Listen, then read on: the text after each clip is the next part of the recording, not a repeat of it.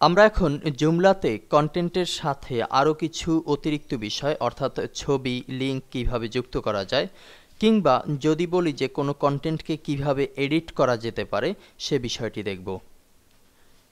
এটি করার জন্য আমাদেরকে যেতে হবে আর্টিকেল ম্যানেজার। এখানে আমরা অনেক আর্টিকেল অর্থাৎ আমাদের তৈরিকৃত আর্টিকেলগুলো দেখতে পাচ্ছি। এখান থেকে আমরা যদি আমাদের ক্রিকেট সম্পর্কিত অর্থাৎ ওয়ার্ল্ড কাপ সম্পর্কিত যে আর্টিকেলটি তৈরি করেছিলাম সেটি যদি আমরা এডিট করার চেষ্টা করি তাহলে আমাদেরকে শুরুতে খুঁজে বের করতে হবে ক্রিকেটের সেই আর্টিকেলটি। এখানে মোট 3টি পৃষ্ঠায় সকল আর্টিকেল প্রদর্শিত হচ্ছে, তার মধ্য থেকে ক্রিকেটকে খুঁজে বের করা বেশ কষ্টসাধ্য। এজন্য আমরা সাহায্য নিতে পারি সার্চ ইঞ্জিনের। আমরা যদি আমাদের টাইটেল মনে রাখতে পারি তাহলে আমরা ফিল্টারের মাধ্যমে সার্চ করব। এছাড়া আমরা সেকশন, ক্যাটাগরি কিংবা পাবলিশ আনপাবলিশ অবস্থার উপরে ভিত্তি করেও সার্চ করতে পারি। আমরা এখন যদি ক্যাটাগরির ভিত্তিতে সার্চ করি, এখানে আমরা ক্রিকেট নামের ক্যাটাগরির অন্তর্ভুক্ত করেছিলাম। তো ক্রিকেট ক্যাটাগরির ভিতরে যতগুলো আর্টিকেল আছে আমরা সেই আর্টিকেলগুলোকে পেয়ে যাব। আমরা যদি ক্রিকেটে ক্লিক করি, যেহেতু এই মুহূর্তে আমাদের হাতে ক্রিকেটের অন্তর্ভুক্ত একটি মাত্র আর্টিকেল অর্থাৎ ওয়ার্ল্ড কাপ ক্রিকেট 2011 এই একটি মাত্র আর্টিকেল উপস্থিত আছে, সেহেতু এটি প্রদর্শিত হচ্ছে। এখন আমরা এর টাইটেলে ক্লিক করছি এবং আমরা পূর্বের মতো আগের পৃষ্ঠায় চলে এসেছি, অর্থাৎ যেখানে আমরা আর্টিকেলটি লিখেছিলাম।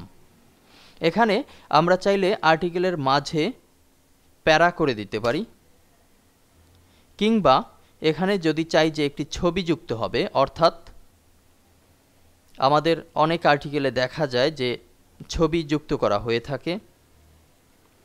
যদি চাই যে আমাদের প্রিভিউতে শুরুতে একটি ছবি থাকবে কিংবা মাঝে থাকতে পারে, তাহলে আমাদেরকে অবশ্যই একটি ছবি আপলোড দিতে হবে। ছবি আপলোডের জন্য আমরা যাচ্ছি নিচে থেকে ইমেজ এবং চুজ ফাইল। আমরা স্পোর্টস নামে একটি ফোল্ডারে দুটি ছবি আমাদের হার্ড ডিস্কে রাখা আছে, সেখান থেকে বাংলাদেশ ক্যাপ্টেন সাকিব আল হাসানের একটি ছবি অন্তর্ভুক্ত করছি এবং স্টার্ট আপলোড বাটনে ক্লিক করছি। আমরা দেখতে পাচ্ছি সাকিব আল হাসানের ছবিটি অন্তর্ভুক্ত হয়েছে।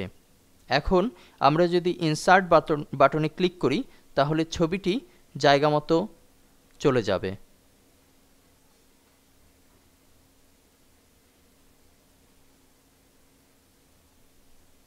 সম্ভবত আমাদের জায়গাটি নির্ধারণ করা হয়নি বিধায় এটি যাচ্ছে না। আমরা ছবিটিকে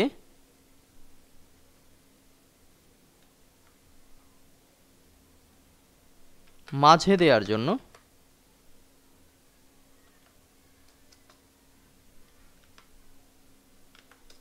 একটি জায়গা নির্ধারণ করছি এবং আবার ইমেজ বাটনে ক্লিক করছি। এখন সাকিব আল হাসানকে ক্লিক করে ইনসার্ট বাটনে ক্লিক করলেই ছবিটি চলে আসবে। আমরা যদি এখন সেভ বাটনে ক্লিক করি তাহলে ছবিটি আমরা আমাদের প্রিভিউতে দেখতে পাবো। রিলোড দিচ্ছি এবং আমরা দেখতে পাচ্ছি যে ছবিটি প্রিভিউ হচ্ছে। আবার আমরা যদি চাই এই একই আর্টিকেলে একটি রিড মোর অংশ থাকবে, অর্থাৎ এতটুকু দেখার পরে আমরা রিড মোর বাটন পাবো, সেখানে ক্লিক করলে আমরা ছবি সহ কন্টেন্টটি দেখতে পাবো। তাহলে আমাদেরকে অবশ্যই এখানে রিড মোর ব্যবহার করতে হবে। রিড মোর ব্যবহারের জন্য আমরা নিচে থেকে যে সকল বাটনগুলো আছে তার মধ্যে রিড মোর নামের একটি বাটন দেয়া আছে। মূলত এটি প্লাগইনসের মাধ্যমে যুক্ত করা হয়ে থাকে। সামনের লেসনে আমরা অবশ্যই সে বিষয়টি সম্পর্কে জানব। আমরা এখন রিড মোরে ক্লিক করছি। আমরা দেখতে পাচ্ছি লাল একটি দাগ টানা হয়েছে এবং এখন যদি আমরা এখানে সেভ ক্লিক করি এবং আমাদের পেজটিকে রিলোড দেই তাহলে আমরা দেখতে পাচ্ছি যে আমাদের ওয়ার্ল্ড কাপ ক্রিকেট 2011 এই টাইটেলটিতে রিড মোর বাটন যুক্ত হয়েছে। আমরা যতটুকু পর্যন্ত ফার্স্ট পেজের জন্য নির্ধারণ করেছিলাম তারপরেই রিড মোর বাটন যুক্ত করা হয়েছে। এখন আমরা যদি রিড মোরে ক্লিক করি তাহলে আমরা পুরো আর্টিকেলটি এক পেজে দেখতে পাচ্ছি। পরবর্তী লেসনগুলোতে আমরা দেখব জুমলার ব্যবহৃত আরও নতুন কিছু সিস্টেম। ধন্যবাদ।